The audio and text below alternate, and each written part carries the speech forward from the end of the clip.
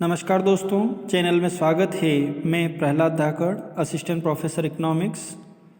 आज की subject series में अंतर्राष्ट्रीय व्यापार से संबंधित विशेष श्रृंखला में आज का हमारा टॉपिक है अंतर्राष्ट्रीय व्यापार के लाभ, एडवांटेज ऑफ इंटरनेशनल ट्रेड।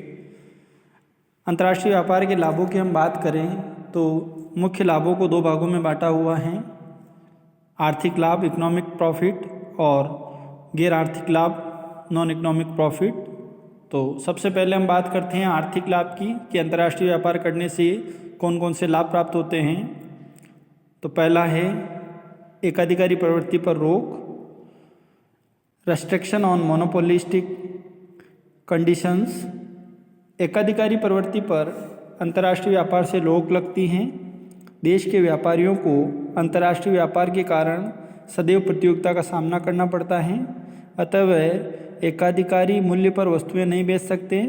प्रतियोगिता के कारण उपभोक्ताओं को लाभ प्राप्त होता है तथा वे आर्थिक शोषण से बचते हैं। दूसरा है श्रम विभाजन, डिवीजन ऑफ लेबर। अंतर्राष्ट्रीय व्यापार का जो मुख्य कारण है वो श्रम विभाजन है और इसके कारण प्रत्येक श्रमिक किसी वस्तु का पूरा उत्पादन नहीं करके उसका केवल एक ही भाग उत्पादित करता है। उसी प्रकार अंतर्राष्ट्रीय श्रम विभाजन में प्रत्येक देश सभी वस्तुओं का उत्पादन नहीं कर केवल कुछ ही वस्तुओं का उत्पादन करता है और जो साधन है प्राकृतिक साधन, जनसंख्या, मानवीय गुण, पूंजी, सामाजिक और राजनीतिक वातावरण आदि में अंतर होने के कारण अंतर्राष्ट्रीय श्रम विभाजन अनिवार्य हो जाता है। आगे बात करें रोजगार के अवसरों में वृद्धि, इंक्रीज इन एम्प्लॉयमेंट अपॉर्चुनिटीज। तो अंतर्राष्ट्रीय व्यापार के कारण मांग बढ़ती है और नए नए उद्योगों की स्थापना होती है और नए उद्योगों के कारण क्या होता है, रोजगार के नए अवसर बढ़ते हैं। अगला पॉइंट है प्राकृतिक संसाधनों का पूर्ण उपयोग, full utilisation of natural resources. तो यहाँ हम बात करेंगे कि प्रत्येक देश के पास कुछ प्राकृतिक साधन होते हैं और उनका जो है वो उपयोग उत्पादन में करते हैं। तो जो प्राकृतिक साधन उपलब्ध हैं देश में, उसके उत्पादन में वह देश विशिष्टता हासिल कर लेता है। ऐसा करने से उसे तुलनात्मक रूप से अधिक लाभ प्राप्त होता है। तो अंतर्राष्ट्रीय व्यापार से प्राकृतिक संसाधनों का भी पूर्ण उपयोग होता है। अगला पॉइंट है पूंजी निर्माण की दर में वृद्धि, increase in rate of capital formulation. पूंजी निर्माण मतलब जो पूंजी है उसका उपयोग हम उत्पादन क्रिया में लगा रहे हैं और नई पूंजी का सृजन हो रहा है। तो अंतर्राष्ट्रीय व्यापार के कारण आयात निर्यात की गतिविधियां बढ़ती हैं, बाजार का विस्तार होता है जिससे औद्योगिकरण होता है, लोगों को रोजगार मिलता है और इसके परिणाम स्वरूप क्या होता है, आय में वृद्धि होती है और आगे वो बचत और निवेश को भी बढ़ाती है। तो इस प्रकार पूंजी निर्माण की जो दर है उसको बढ़ाने में अंतर्राष्ट्रीय व्यापार जो है वो सहायक है। अगला है पैमाने की बचतें, इकोनॉमीज ऑफ लार्ज स्केल। बड़े पैमाने की बचतों की हम बात करें तो अंतर्राष्ट्रीय व्यापार में बाजार का जो क्षेत्र होता है वो बड़ा होता है। इसके कारण क्या होता है कि वस्तुओं की जो मांग है वो ज़्यादा होती है और बड़ी मात्रा में उत्पादन करने के लिए प्रोत्साहन मिलता है। और जो उत्पादन के साधन हैं श्रम और पूंजी, इनका भी अधिक उपयोग होता है और कुशलता से उपयोग का अवसर मिलता है जिससे लागतें भी घटती हैं और लाभ प्राप्त होता है। अगला पॉइंट है सरकारी आय में वृद्धि। अंतर्राष्ट्रीय व्यापार के हम आर्थिक लाभों में बात करें तो इससे क्या होगा, सरकारी आय में भी वृद्धि होगी। अंतर्राष्ट्रीय व्यापार जब विकसित होगा तो इससे प्रशुल्क कर जो हैं जिनको हम कह रहे हैं टैरिफ, जो तट कर हैं, उनसे आय प्राप्त होगी और वो जो है राष्ट्र के हित में उपयोगी होगी। इसके साथ ही आगे के हम पॉइंट की बात करें तो वो हैं आर्थिक और प्राकृतिक संकटों में सहायक। अंतर्राष्ट्रीय व्यापार से जो इकोनॉमी और नेचुरल क्राइसिस हैं उनसे भी क्या मिलता है, रिलीफ मिलती है। कैसे, तो अंतर्राष्ट्रीय व्यापार के कारण एक देश संकटों की स्थिति में दूसरे देश में सहायता प्राप्त कर सकता है और प्राकृतिक संकट के समय किसी देश में वस्तु विशेष का अभाव पैदा हो जाता है तो अंतर्राष्ट्रीय व्यापार के कारण क्या होता है, दूसरे देश से वो आयात करके उस जिसकी पूर्ति कम है उस पूर्ति के अभाव को भी वो पूरा कर सकता है। आगे के पॉइंट की हम बात करें कि आर्थिक विकास की दर में इसका क्या प्रभाव पड़ता है, तो आर्थिक विकास की दर में भी इससे वृद्धि होती है, क्योंकि जो उत्पादन के जो साधन हैं, चाहे मानवीय साधन हो या प्राकृतिक साधन हो, तो प्राकृतिक साधनों का अधिकतम और कुशलतापूर्वक उपयोग करेंगे और बाजार का विस्तार होगा, मांग में वृद्धि होगी और बड़े पैमाने के उत्पादन के कारण क्या होगा, आर्थिक विकास का मार्ग जो होगा वो प्रशस्त होगा और जिसके परिणाम स्वरूप क्या होगा, उत्पादन, आय, निवेश, बचत और रोजगार में वृद्धि होगी, जो सामूहिक रूप से क्या करेंगे, आर्थिक विकास को गति प्रदान करेंगे। तो इस प्रकार अंतर्राष्ट्रीय व्यापार जो है वो आर्थिक विकास की दर में भी वृद्धि करता है। अगला पॉइंट है अतिरिक्त उत्पादन का उपयोग। तो कुछ देश वस्तुओं का उत्पादन अपनी आवश्यकता से अधिक कर लेते हैं। ऐसी स्थिति में क्या होगा, तो ऐसी स्थिति में क्या होगा कि उत्पादन को कम करके, उत्पादन को यदि कम करेंगे तो बेरोजगारी फैलेगी, तो समस्त उत्पादन के बाजार को हम क्या करेंगे, नीची कीमत पर बेचना पड़ेगा। तो दोनों ही स्थितियों में क्या होगा, भारी आर्थिक हानि उठानी पड़ेगी। तो ऐसी स्थिति में श्रेष्ठ तरीका यह है कि जो अतिरिक्त उत्पादन है उसको क्या करें, विदेशी बाजारों में बेचा जाए। तो उससे क्या होगी, जो अतिरिक्त उत्पादन है वो भी बिक जाएगा और जो आर्थिक लाभ है उस देश को प्राप्त होगा। अगला पॉइंट है उद्योगों का आधुनिकीकरण, मॉडर्नाइजेशन ऑफ इंडस्ट्रीज। अंतर्राष्ट्रीय व्यापार के कारण क्या होगा, प्रतिस्पर्धा का जन्म होगा उत्पादकों के बीच। उत्पादन को लेकर, उत्पादन का जो गुण है, क्वालिटी है, उसके आधार पर प्रतिस्पर्धा होगी। तो प्रत्येक जो उत्पादक चाहेगा कि उसकी जो वस्तु बनी है वो क्वालिटी में क्या हो, अच्छी क्वालिटी में हो, श्रेष्ठ हो और न्यूनतम लागत पर वो क्या हो, उपलब्ध हो। तो इससे स्वाभाविक रूप से क्या होगा, उद्योगों का आधुनिकीकरण जो होगा वो उसमें सहायता मिलेगी। तकनीकी ज्ञान का भी विस्तार होगा, नई नई तकनीकी की खोज होगी, उसका इस्तेमाल होगा और जो विदेशी तकनीक हैं उनका भी सहयोग मिलता रहेगा।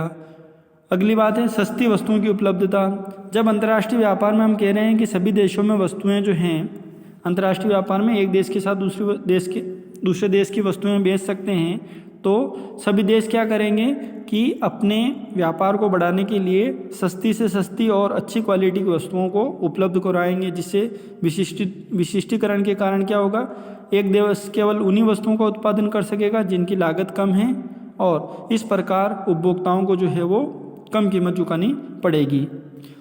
आगे हैं विशिष्ट वस्तुओं की उपलब्धता, अवेलेबिलिटी ऑफ स्पेसिफिक कमोडिटीज।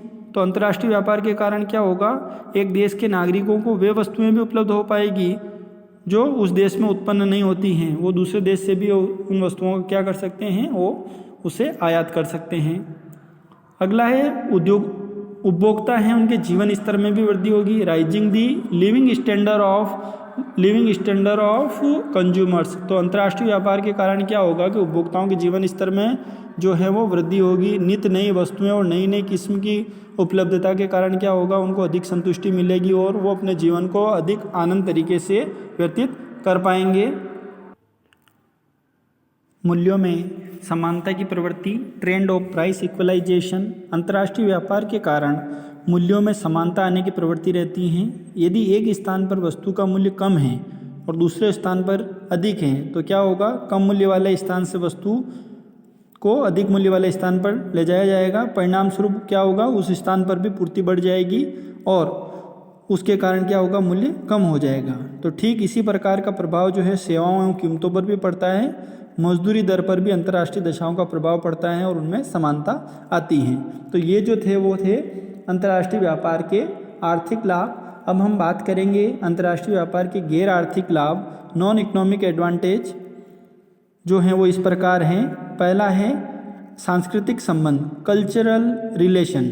अंतर्राष्ट्रीय व्यापार से दो देशों के बीच सांस्कृतिक संबंध स्थापित करने में सहायता होती है और व्यापारिक कार्यों को संपन्न करने हेतु व्यापारी एक देश से दूसरे देश में आते जाते हैं। वहाँ वे भिन्न भिन्न संस्कृतियों, रीति रिवाजों, खान पान आदि के संपर्क में आते हैं तथा उनका लाभ उठाते हैं। तो ये हो गए हमारे सांस्कृतिक संबंध।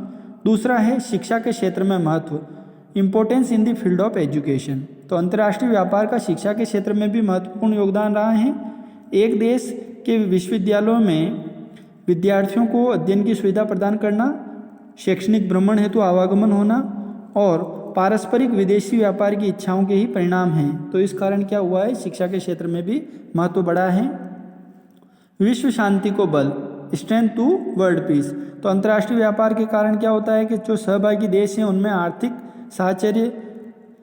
साहचर्य स्थापित नहीं होता, बल्कि राजनीतिक सहयोग भी एक दूसरे को सीखने सिखाने का काम करता है।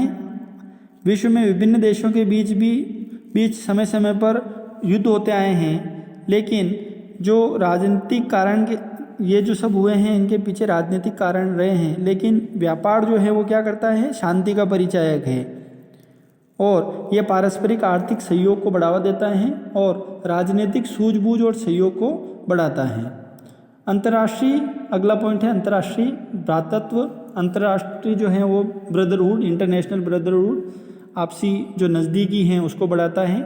तो अंतर्राष्ट्रीय व्यापार के कारण क्या होता है कि विभिन्न देशों के जो लोग हैं उनके संबंधों में, विचारधाराओं में समझ जो हैं, चाहे वो धर्म को लेके हों, समुदाय को लेके हों, तो उनके बीच जो है वो आपसी भाईचारे की भावना का विकास भी होता है। वो अगला पॉइंट है अंतर्राष्ट्रीय सहयोग में वृद्धि होती है, इनकरेजमेंट टू इंटरनेशनल कॉरपोरेशन। तो अंतर्राष्ट्रीय व्यापार के कारण जो है सहयोग में वृद्धि होती है, नागरिक और सरकारें जो हैं परस्पर संपर्क में आते हैं और एक दूसरे को समझने का अवसर मिलता है। और कई बार ऐसा भी देखने में आया है कि देश के बीच राजनीतिक संबंध न होते हुए भी उनमें आर्थिक संबंध बने तथा बाद में राजनीतिक संबंध भी स्थापित हो गए। तो इस प्रकार जो हैं हम अंतर्राष्ट्रीय व्यापार को जो है दो रूपों में देख सकते हैं, बड़े रूपों में, आर्थिक और जो अनार्थिक, जिनको हम कह रहे हैं गैर आर्थिक लाभ, उन दो भागों में इनका महत्व जो है दिन प्रतिदिन बढ़ता आया है। तो इनके लिए जो है अल्फ्रेड मार्शन ने लिखा है कि विदेशी व्यापार से दोहरा लाभ मिलता है। जहाँ देश में उपलब्ध साधनों का अधिकतम उपयोग किया जाता है, वहीं दूसरी ओर विदेशों से प्राप्त जो वस्तुएं हैं उनका क्या करते हैं, देशवासी उपयोग में लेते हैं और अपनी जो संतुष्टि है उसको बढ़ाते हैं। तो आज की क्लास में हमने अंतर्राष्ट्रीय व्यापार से होने वाले विभिन्न लाभों के बारे में समझा और जाना है। इससे संबंधित कोई भी आपके जो प्रश्न हो तो आप कमेंट करके बताएं। धन्यवाद।